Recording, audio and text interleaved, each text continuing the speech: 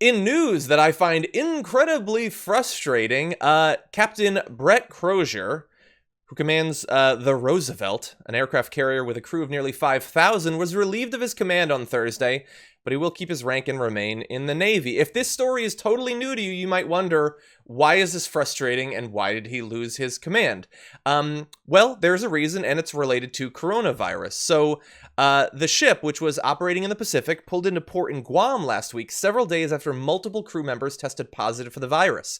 By Wednesday, there were 93 positive test results, and more than 1,000 people were taken off the carrier and placed into isolation. So at that point, Captain Brett Crozier wanted to sound the alarm because he felt like his soldiers that they weren't being helped out by the federal government. It wasn't being taken seriously, and the likely outcome of this would be that more people would become infected, and he would potentially begin to lose soldiers. And so at that time, he sort of sounded the call for help in a letter. I'm just going to read you a couple of little excerpts from it. There is quite a bit if you'd like to find the full 4-page letter.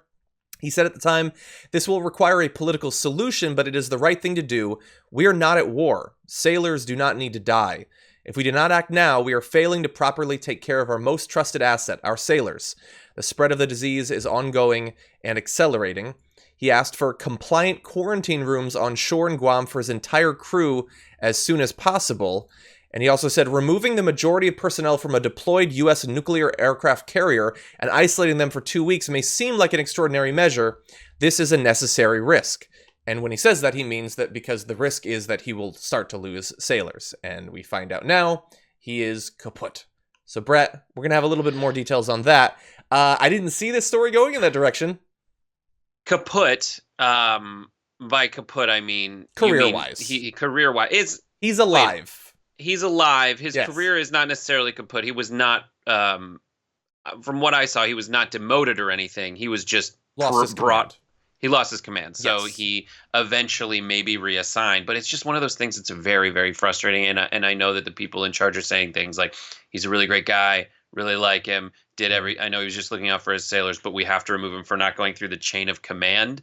There's a couple possible reads on that. One is potentially that the person in charge of the Navy did not want to do this and was willing to just kind of, respond because, in the movies about this, they do end up demoting whoever does it, maybe, but the audience really wants that person to get the medal and be rewarded.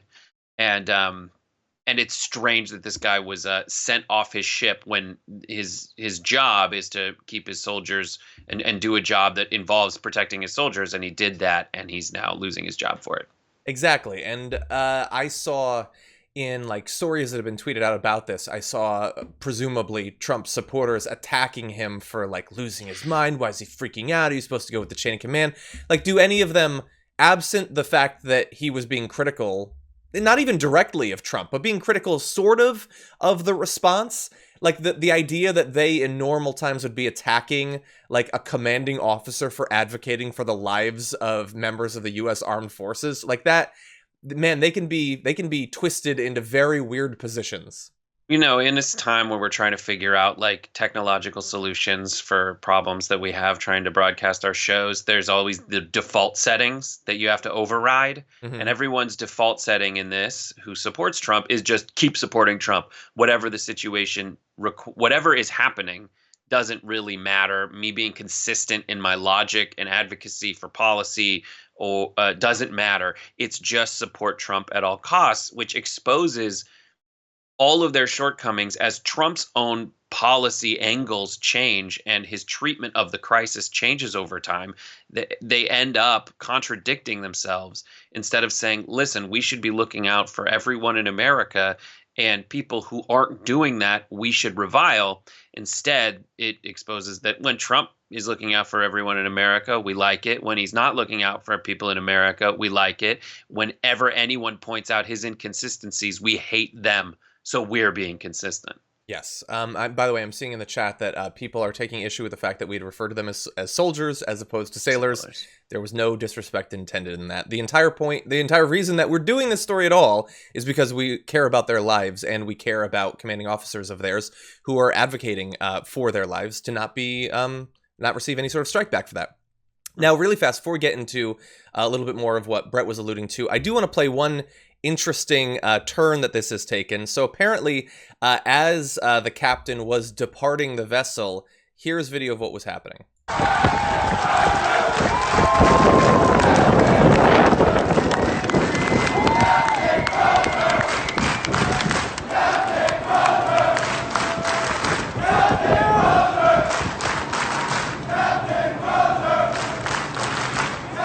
Okay, so look, I don't know what percentage of the entire crew that is, but clearly a very significant number of the people whose lives he was trying to save are not happy to see him go.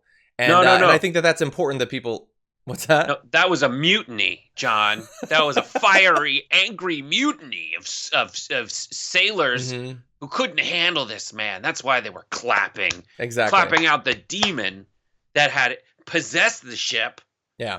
They wanted him off. Yeah, and by the way, some of the things I was saying about the Trump supporters who were attacking him was in response to that video. So, like, in response to a video that demonstrates that the soldiers do not appear to believe that this was a good move on the part of, the sailors, who do not believe that this was a good move on the part of the Navy, like, to say, no, I know better. He sucks. He was horrible. He was traitorous. That's a really weird... That's a really weird position. But again, when you have one person who you are loyal to when it's Donald Trump, all of these other groups and individuals that you supposedly had reverence for before, supporting the troops and stuff like that, that's just gone. That's all contingent. It's contingent on them being supportive of Donald Trump in his eyes. Yeah, I remember. It reminds me of when they went after the Gold Star father for basically, back during the campaign. So that ship sailed. Sorry, the metaphor, a long time ago. Exactly. And by the way, the acting secretary of the Navy, I just want to read one or two of these quotes. So, praised Crozier, but said he had concluded that the captain, quote, allowed the complexity of the challenge of the COVID breakout on the ship to overwhelm his ability to act professionally. Wow. He says, I have no doubt in my mind that Crozier did what he thought was in the best interest of the safety and well-being of his crew. Unfortunately, he did the opposite. It unnecessarily raised the alarm of the families of our sailors and Marines with no plans to address those concerns. He says the decision was his alone. Sure it was. I don't think that's true. But he was unnecessarily raised the alarm of the families of our sailors is a ridiculous way to put it, without a plan of action in place. Well, he couldn't get a plan of action from you, and so that's why he raised the alarm. Yeah. Because meanwhile, 100 sailors were getting sick from this, confirmed. Yeah, exactly. And like, for those people who are attacking him, like, you remember supposedly what they were so frustrated about when it comes to Benghazi, which was like, our people are there, they're in danger, and the people who were supposed to safeguard them didn't take it seriously, and that's why lives were lost. And so a few lives were lost there. And now it's like, this guy's unnecessarily freaking out because some sailors might die. Like, man, we've come a long way in just a few years.